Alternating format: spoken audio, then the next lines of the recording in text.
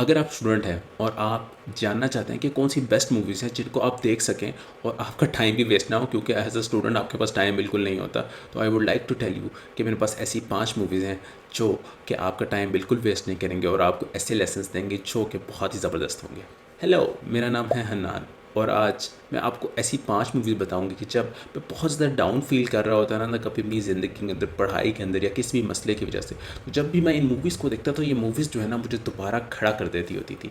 तो मैंने सोचा क्यों ना मैं आप लोगों के साथ शेयर करूँ उन मूवीज़ को जिनको मैंने अपनी ज़िंदगी के अंदर कभी 5 दफ़ा देखा हो, कभी 7 दफ़ा देखा हो। सो मैं आपको 5 मूवीज़ जो बताऊँगा उनमें से मैंने जो 3 लेसन सीखे थे वो मैं आपको बताऊँगा। इसके साथ मूवी में जो मेरा फेवरेट कोट है वो भी आपको बताऊँगा। इस मूवीज़ जो की कलेक्शन जो 5 मूवीज़ हैं उनमें से 4 मूवीज़ जो है ना वो रियल लाइफ बेस्ड हैं। एक मूवी जो है ना जिसकी स्टोरी इतनी अच्छी है वो मैंने सोचा कि वो भी आपके साथ ज़रूर शेयर करूँ। वीडियो के अंदर ना मैंने उन मूवीज़ के बारे में कुछ ना कुछ उसकी बैक स्टोरी भी दी हुई है, तो इस वीडियो के अंदर ना कुछ ना कुछ स्पॉयलर्स भी होंगे। तो मैं पहले ही आपको वार्न कर देता हूँ कि अगर आपने स्पॉयलर्स से बचना है तो नीचे डिस्क्रिप्शन के अंदर मैंने मूवी की टाइटल्स दिए हुए हैं, you can directly click on that. Please consider करें कि आप इस चैनल को सब्सक्राइब करें, क्योंकि मैं जो हूँ हर मंडे जो है ना न्यू वीडियोस पोस्ट करता हूँ study techniques, motivation, habit, success और इन सारी चीज़ों से रिलेटेड, और कभी कभी जो मेरे फेवरेट है बुक रिव्यूज़ को। हमारी फर्स्ट मूवी है शॉशैंक रिडेम्पशन। शॉशैंक रिडेम्पशन जो है ना ऑस्कर्स में बहुत ही ज़्यादा इसने अच्छा परफॉर्म किया था और ये one of the my favourite movies है और IMDb की भी की रैंकिंग के अंदर ये ना one of the top movies में से है। सो इस मूवी की बैक स्टोरी क्या है? ये स्टोरी है एक बैंकर एंडी डुफ्रेंस की, जो कि एक अपनी वाइफ को कत्ल करने के इल्ज़ाम के अंदर पकड़ा जाता है और वो उसके लिए एक जेल के अंदर बंद हो जाता है। तो उसमें बाद में हमें पता चलता है कि उसने अपनी वाइफ का कत्ल नहीं किया होता, और जब ये टॉप अथॉरिटीज़ को पता चलता है तो वो इस चीज़ को दबा देते हैं। बाकी स्टोरी जो है ना जब आप इस मूवी को देखेंगे तभी आपको पता चलेगी। इससे ज़्यादा मैं नहीं चाहता कि मैं ये मूवी आपको लिए स्पॉइल करूँ। लेसन मैंने इस मूवी से लिए थे वो ये थे, life is not always fair but try to look at the positive things. अमूमन जो है ना कुछ लोग जो है ना आपके साथ अनजस्ट बिहेव करते हैं, कुछ लोग जो है ना बहुत नेगेटिव होते हैं, लेकिन फिर भी आपने हमेशा जो है ना पॉजिटिव साइड ऑफ चीज़ों पर देखना है। जब आप पॉजिटिव साइड ऑफ चीज़ों को देखते हैं तो आपके अंदर ज़्यादा रेजिलियंस आती है, आप ज़्यादा अच्छा परफॉर्म कर सकते हैं, अपनी आपकी ज़िंदगी के अंदर खुशी भी ज़्यादा बढ़ती है। आपने हमेशा जो है ना positive side of the things को देखना है, चाहे लाइफ अनफेयर ही क्यों ना हो। सेकेंड लेसन था make possible with what you have. अब हमारे पास जो है ना पूरी दुनिया की सारी चीज़ें जो है ना वो हमारे पास हमारे कदमों में नहीं पड़ी हुई, हमारे पास हमारे ही एरिया के अंदर हम एक छोटी सी चीज़ें दी हुई हैं जिनके साथ हमने कुछ ना कुछ करना है। हमारी सलाहियतें भी लिमिटेड हैं, हमारे पास जो रिसोर्सेज हैं वो भी लिमिटेड है, लेकिन हमने इन्हीं रिसोर्सेज को यूज़ करते हुए कुछ ना कुछ अपनी ज़िंदगी से करना है। So try to make with what you have. तीसरा लेसन जो शायद मूवीज़ में सबसे बड़ा लेसन है वो ये है कि don't ever let anyone kill what's inside you. आपके अंदर अगर एक अच्छा इंसान है ना तो किसी बुरे इंसान को वो इंसान जो है ना ख़त्म ना करने दे। अगर आपके अंदर जो है ना एक दर्द वाला इंसान है तो कभी किसी बुरे इंसान की वजह से वो दर्द महसूस करना ख़त्म ना करें।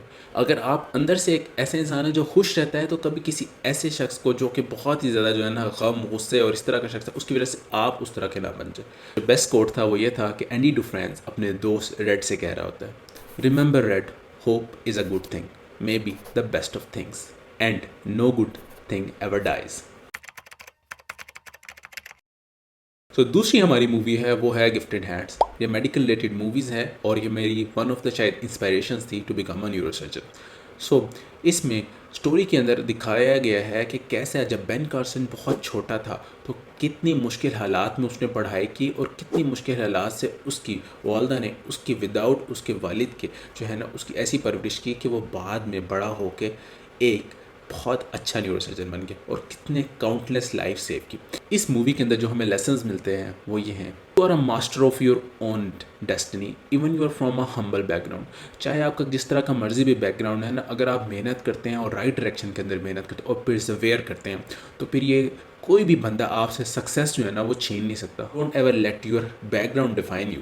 इस मूवी के अंदर दिखाया गया है कि जब बेन कार्सन रात को बैठ के टीवी प्रोग्राम देख रहा होता है तो उसकी मदर एक ऐसे इंसान से मिलती है जिसकी बहुत बड़ी लाइब्रेरी थी, तो वो उससे पूछती है कि आपने किस तरह इतनी सारी बुक्स पढ़ ली। उसने कहा मैं बस बहुत ज़्यादा बुक्स पढ़ता था। तो वो घर जाके टीवी बंद करती है और कहती है कि आपने हर हफ्ते एक बुक पढ़नी है। तो जब वो बुक्स पढ़ना शुरू करते हैं उनकी वोकेबलरी इंक्रीज़ होती है, उनका स्किल इंक्रीज़ होता है, आहिस्ता आहिस्ता करके वो टॉप ऑफ द क्लास में बेन कार्सन चला जाता है। सो अगर आप अपनी रीडिंग इंप्रूव करते हैं तो आप अपनी स्टडी स्किल्स बहुत ज़्यादा इंप्रूव कर सकते हैं। तीसरा लेसन जो था वो था सर्जन रिलेटेड। अगर आप एक बहुत ही अच्छे सर्जन बनना चाहते हैं ना तो get a hand eye coordination. ऐसी गेम्स खेलना शुरू करें जिसके अंदर आपकी हैंड आई कोऑर्डिनेशन बहुत ज़्यादा बेहतर हो सके, क्योंकि लेप्रोस्कोपिक एंडोस्कोपिक इवन जो आपकी रूटीन सर्जरी थी उसके अंदर हमारा हैंड आई कोऑर्डिनेशन होना बहुत ज़्यादा ज़रूरी है। जहाँ हम अपने हाथ को चाहते हैं, जिस तरह हम अपने हाथ को चाहते हैं हमारा हाथ उसी तरह मूव कर सके। सो इसके में बेन कार्सन जो है ना वो स्नोकर खेलता होता है, तो get that hand eye coordination. इसका जो नंबर 1 कोड था वो ये था कि इसकी मदर जो है ना बैठी हुई थी बेन को, और वो बेन कह रहा था कि मेरे से पढ़ाई नहीं होती, तो उसकी मदर कहती है you won't born to be a failure Benny, you can do it. तीसरी मूवी थी सिंड्रेला मैन। वो स्टोरी है जेम्स जे बैराडॉक की, जो कि एक बहुत बड़ा बॉक्सर था अर्ली 90s के अंदर। और उस स्टोरी के अंदर दिखाया जाता है कि किस तरह जेम्स जे बैराडॉक, जो कि एक बहुत अच्छा स्पोर्ट्स फिगर था, वो जो है ना पुअर हो जाता है, और उसके बाद जो है ना वो तरसता है खाने के लिए, उसके बच्चे जो है ना खाने के लिए तरसता है, और वो फिर दोबारा अपने बच्चों के लिए खड़ा होता है और फिर दोबारा फाइट करना चाहता है, और एक तरफ ऐसे फाइटर के साथ जो कि जहाँ उसको ज़िंदगी का रिस्क था। तो सिंड्रेला मैन से जो लेसन्स थे वो ये थे, आप लाइफ जो है ना आपको पुल डाउन करें ना तो आप अपने आप को पुल अप करें। कभी कोई आपको धक्का दे तो आप खड़े हो जाए। तो ज़िंदगी का यही काम है धक्का देते रहना, और आपका यही काम है खड़े होते रहना। बस का जो स्ट्रेंथ है ना वो आपके अंदर से नहीं आती, वो आपकी फैमिली की तरफ से आती है। जब आपकी फैमिली आपके साथ खड़ी होती है चीज़ों के अंदर, फिर दुनिया की कोई भी चीज़ है ना वो आपको रोक नहीं सकती। तो आपकी फैमिली के अंदर किसी भी बंदे का सपोर्ट करना ना आपको ज़रूरी है। आपकी ज़िंदगी के अंदर जब कोई एक सपोर्टिंग हैंड होता है ना तो आप कुछ भी कर सकते हैं। Have the courage to fight. हमेशा जो है ना अपने अंदर करेज रखें कि आप लड़ सकते हैं, क्योंकि ये जो है ना हर रोज़ ना हमारी डिफरेंट चीज़ों से लड़ाई होती है। अगर हमने कोई भी चीज़ अचीव भी कर ली है तो हो सकता है कि कुछ अर्से बाद वो चीज़ हमसे छीन ली जाए, और हो सकता है कि हमें दोबारा अपने पैरों पे खड़ा होना चाहिए। सो आपने अपने अंदर जो है ना वो करेज रखनी। इस मूवी के अंदर जेम्स जे बैराडॉक कहता है I have to believe that when the things are bad I can change them. अगर आप ये सोचते ही नहीं है ना कि आप चीज़ें चेंज कर सकते हैं, तो फिर जब चीज़ें बहुत ज़्यादा बुरी हो जाएंगी ना तो फिर आप धड़ाम से गिर जाएंगे। इसलिए हमेशा आपने सोचना है कि आपके अंदर एबिलिटी है कि आप चीज़ों को चेंज कर सकते हैं। चौथी मूवी जो है ना वो है story of Chris Gardner pursuit of happiness.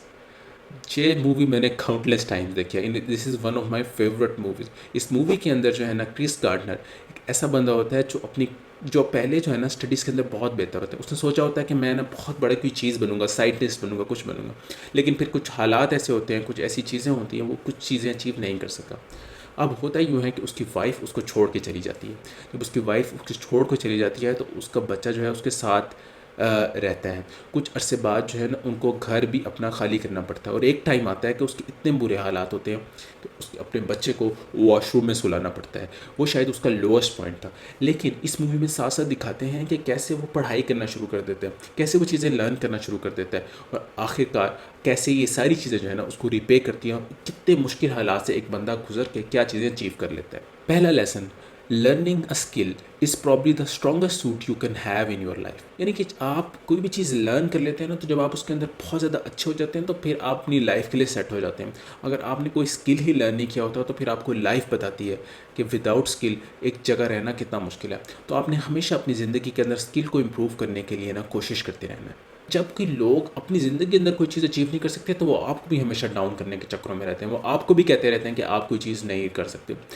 भाई क्यों हम वो चीज़ नहीं कर सकते? हम कर सकते हैं। तो कभी किसी किसी बंदे से, ऐसे बंदे से अफेक्ट मत लें जो आपको कहे कि आप कोई चीज़ नहीं कर सकते और आप सोचेंगे हाँ मैं नहीं कर सकता, बल्कि बजाय इसके आप सोचें कि हाँ मैं करूँगा और इस बंदे को मैं करके दिखाऊंगा। When things get tough, persist, that's when the real reward come। जब ज़िंदगी के अंदर बहुत ज़्यादा टफ चीज़ें आ जाती हैं ना, इतना टफ टाइम आ जाता है, आपको लग रहा होता है कि आप हिल नहीं सकते, जब आप उस पॉइंट को क्रॉस करते हैं ना, उस पॉइंट को क्रॉस करने के बाद ही आपकी रियल सक्सेस स्टार्ट होती है।